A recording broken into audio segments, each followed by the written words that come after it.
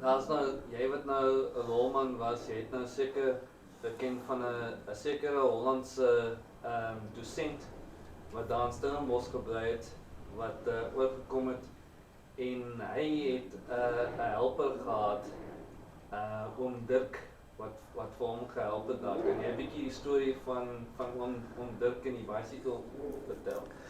Ja, kyk, hierdie storie is bekend by meeste Afrikaanse regsfakulteite. Want dis 'n baie ou storie. Dit kom hier van net na die Eerste Wêreldoorlog. Toe het 'n professor van Nederland af geïmmigreer na Suid-Afrika toe. Hy en sy vrou. En hulle het toe later ook 'n seun gehad, Johan. Nou, hy is net so bekend aan ons. Hy het ook 'n professor geword. Albei van hulle was 'n professor in staatsreg. Maar toe op daai stadium toe die eerste professor Verloren van Tamaat na Suid-Afrika gekom het, was dit eintlik 'n baie onbekende vak in ons regsfakulteite. Daar was nie werklik deskundiges daar nie. Maar die eerste professor, dis die een wat ek wil praat. Die tweede ene, hy was aan die Universiteit van Pretoria en elke regstudent sal sy boek erken, staatsreg. Hierdie boek. Dit is staatsreg deur professor J.P. Verloren van Tamaat en professor Wiegers het dit bygewerk. So, hulle is bekende juriste in Suid-Afrika, maar die ou professor hier in die 1920s, 21, hy kom toe na Suid-Afrika toe met sy vrou, met sy kat, met sy hond en met sy, elkeen van hulle het 'n fiets en 'n DKW. 'n DKW, linkerhand stuur DKW. Nou kom vestig hulle in Stellenbosch. En hulle is baie bly om daar te wees en so aan. Die weer is baie beter as in Holland natuurlik en so aan. En nou wil hulle tuin maak.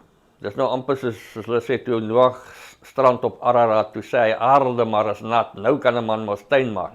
Maar nou, hulle is nou nie so goeie tuiniers in Suid-Afrika nie. Hulle kry toe vir oom Dirk daar van Toeterswil af.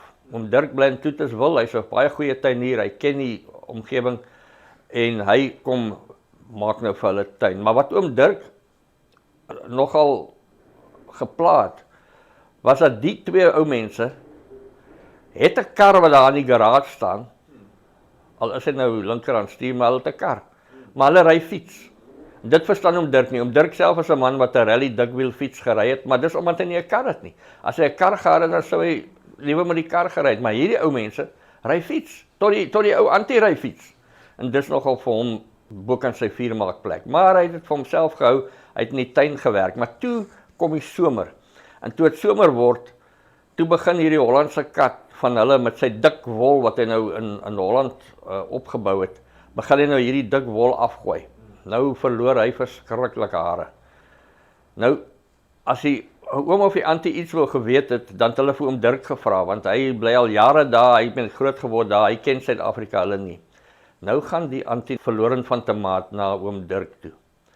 En terwyl hy daar in die tuin werk, dan sê hy vir hom, "Och Dirk, kan jy my niet maar zeggen? Mijn poesje verloor vreselijke hare.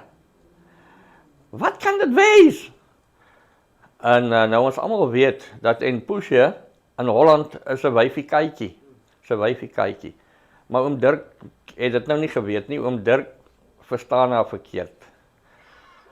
Hulle sê hy het lank verleë in die grond gekyk en toe sy kop geskit en gesê, "Mevrou, dink mevrou nie, dit sal help as mevrou maar bly 'n bietjie minder bicycle ry nie."